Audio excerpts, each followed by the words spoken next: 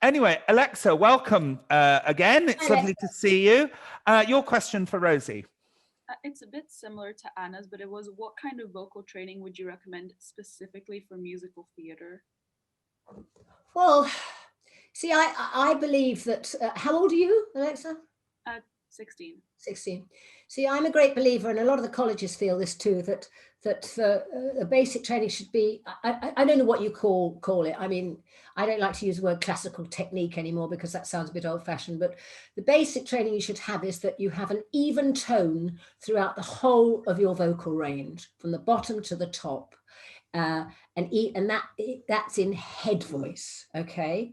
Especially at your age. You don't want to be touching anything in a belty voice or a chest voice for a few years yet. And a lot of the colleges don't like people to sing in chest voice or belt voice for the first year. So once you've got that, it's a bit like learning ballet, having that as a basic, and then you layer other things on top. So if you have a even tone all the way through your voice, carried properly by the breath and support, then you can learn to do the other things too, which look like twanging, nasal twang, oral twang, belting, all these other things which are needed for certain types of musical.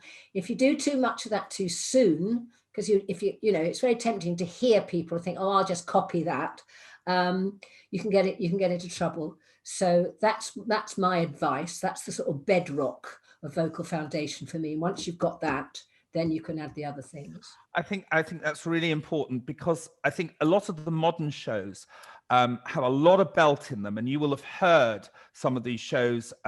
Wicked would be a great example of a show. I mean, it's a great show, don't get me wrong, but it's a hell of a lot of belt. And when you're young, you haven't got the support to do so much belt. So please do some legitimate stuff using your head voice first, and then, as Rosie says, layer the stuff later as you develop the support. Is that right, Rosie? Yeah, well, that's the way I teach. That's the way I've always done, and it's worked. And I've had people come to me. In fact, I had somebody come to me who was singing, had to sing Defying Gravity, was auditioning for Wicked, and she couldn't, and she was having trouble with it. And I said, sing it in your head voice. Defying gravity, like that. Imagine that you're an opera singer, and we got her doing it like that, and then we gradually added the twang until it was in a safe place, and she never looked back.